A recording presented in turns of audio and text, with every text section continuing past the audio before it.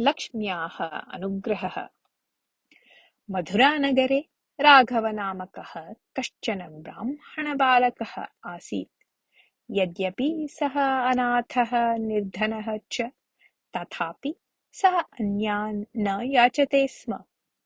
ग्रामे स्थिते वैष्णवदेवालये वासं कृत्वा देवं भक्त्या पूजयन् तत्र प्राप्यमाणेन प्रसादेन उदरपोषणं करोति स्म सः।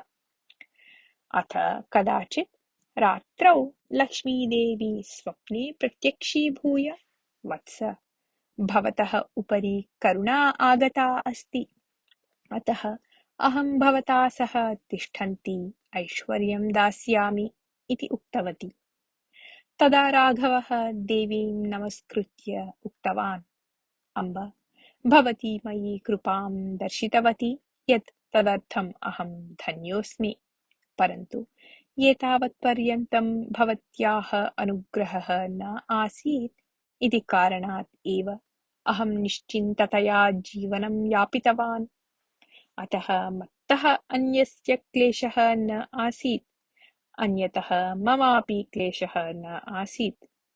अर्चकेन दत्तेन प्रसादेन उदरपोषणं कुर्वन् आसम्। एतत् निश्चिन्तजीवनम् एवं मह्यं रोचते।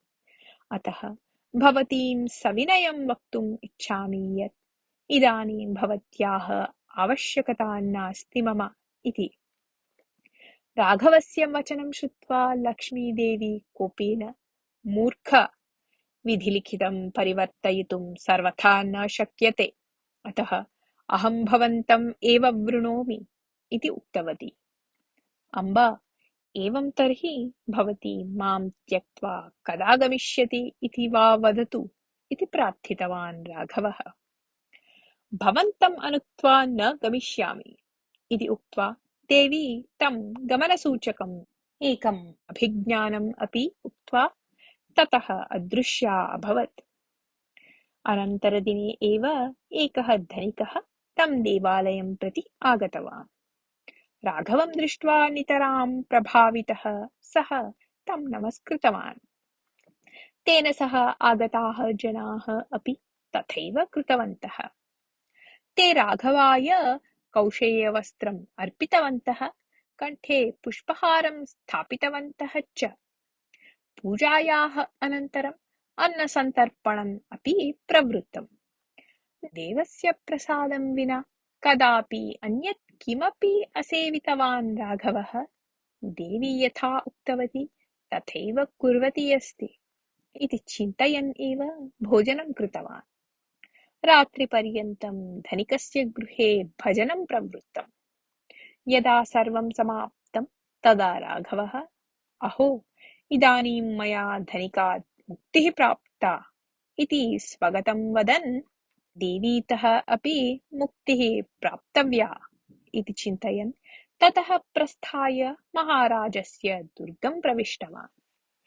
तिलकेन, कौशेयवस्त्रेण, पुष्पहारेण च शोभितं राघवं वैकुण्ठात् अवतीर्णः देवः एव इति चिन्तयन्तः रक्षकभटाः तस्य दुर्गप्रवेशार्थम् अवरोधं न कृतवन्तः एव।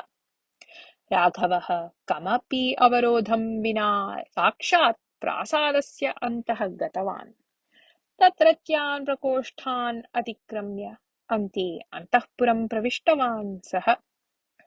तत्र एकस्मिन् मञ्चे महाराजः, अनतिदूरे अपरस्मिन् मञ्चे राज्ञी च शयनं कृतवन्तौ आस्ताम्। राघवः राज्ञ्याः हस्तं गृहीत्वा मञ्चात् भूमिं प्रति आकृष्टवान्। तदा सा उच्चैः आक्रन्दनं कृतवती। तं शब्दं श्रुत्वा उत्थितः महाराजः कोऽपि पत्नीम् आकर्षन् अस्ति इति ज्ञात्वा खड्गं गृहीतवान्। तावती काले राज्ञ्याः मञ्चात् एकः महान् सर्पः महाराजस्य पार्श्वे पतितः।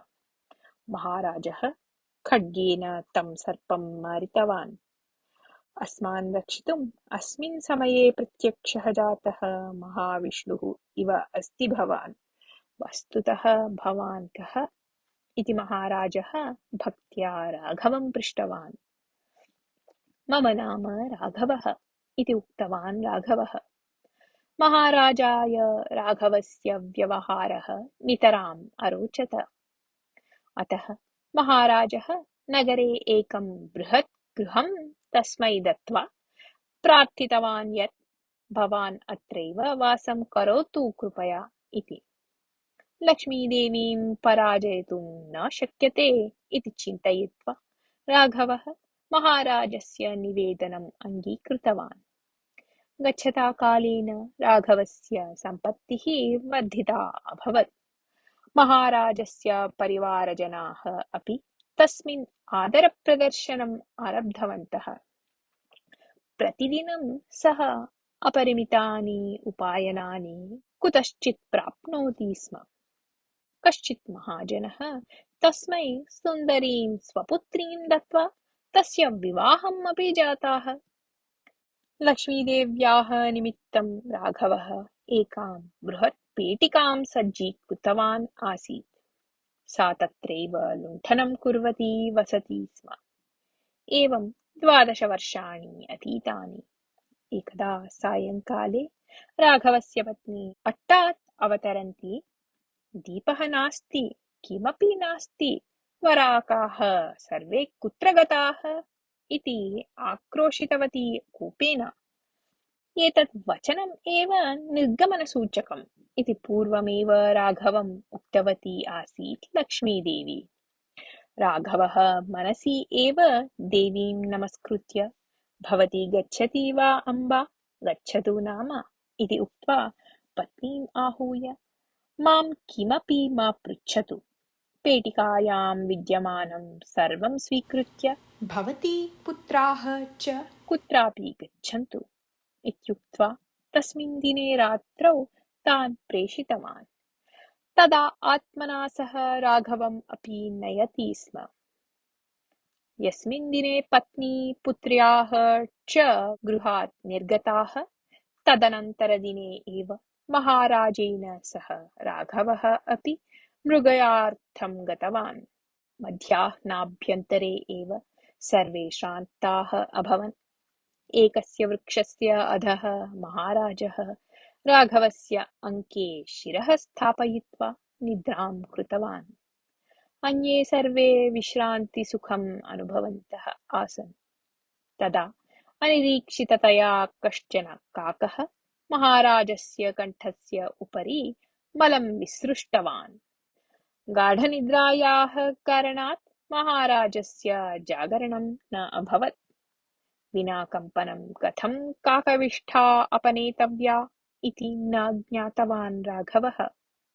सः दीर्घसमयं यावत् चिन्तनं कृतवान्। तस्मिन् समये तेन महाराजस्य लघुच्छुरिका दृष्टा। राघवः छुरिकां स्वीकृत्य राज्ञः कण्ठे विद्यमानानां मलं मापयितुम् उद्युक्तः अभवत्। तत्क्षणे एव जागरितः महाराजः नेत्रे उद्घाट्य राघवस्य हस्ते स्थितां छुरिकां दृष्ट्वा द्रोहिन् द्रोहिन् इति आक्रोशनं कृतवान्। राजभटाः वेगेन आगतवन्तः। मम आश्रये स्थित्वा माम् एव मारयितुम् उद्युक्तः वा भवान्? दिग्भवन्तम् इति राघवम् उक्त्वा भटान् उद्दिश्य अये भटाः, एतस्य बन्धनं कुर्वन्तु भवन्तः इति आज्ञापितवान् राजा। भटाः राघवस्य हस्तद्वयमपि बद्ध्वा तं नगरं प्रति नीतवन्तः। अनन्तरदिने विचारणं प्रवृत्तम्। सभायां राघवस्य उपरि स्थितं राजद्रोहस्य आरोपणं निरूप्य भवता किमपि वक्तुम् अस्ति वा इति पृष्टवान् राजा। अहं किमपि न वदामि। भवान् यथा इच्छति तथा दण्डनं विधातुम् अर्हति इति उक्तवान् राघवः। भवते अग्निदण्डनं दत्तवान् अस्मि। भवतः अन्तिमा इच्छा का इति वदतु, ताम् इच्छां पूरयामि इति उक्तवान् महाराजः। तदा राघवः, मम गृहे एका महती पेटिका अस्ति। तस्यां पेटिकायां मम सम्पत्तिः अस्ति, तत् एकवारं द्रष्टुम् इच्छामि। अनन्तरं भवान् मां शूलम् अपि आरोपयितुम् अर्हति इति उक्तवान्। राजोद्योगिनः तस्य गृहं गत्वा महतीं पेटिकाम् उद्घाटितवन्तः। तत्र विशिष्टवस्तु किमपि न आसीत्, अपि तु एकः लघुस्यूतः आसीत्। राजभटाः तं स्यूतम् आनीय राजसभायाम् उद्घाटितवन्तः। तत्र एकवेष्टि, लघुकलशः च आसीत्। एषा एव भवतः सम्पत्तिः वा इति पृष्टवान् महाराजः। आम् प्रभो, तस्मिन् यदा विश्वसितवान् आसम् तदा अहं कष्टमेव न जानामि स्म। तावती काले लक्ष्मीदेव्याः अनुग्रहः जातः। तत् शाश्वतं नास्ति। कदाचित् एतादृशी स्थितिः आगच्छेत् इति चिन्तयन् अहम् आसम्। एतदुभयं भवान् मह्यं ददाति चेत् इतः गच्छामि इति उक्तवान् राघवः। महाराजः वस्तुस्थितिं ज्ञात्वा करुणया तस्मै दत्तं दण्डनं प्रतिस्वीकृत्य तं सत्कृत्य प्रेषितवान्। कथा समाप्ता।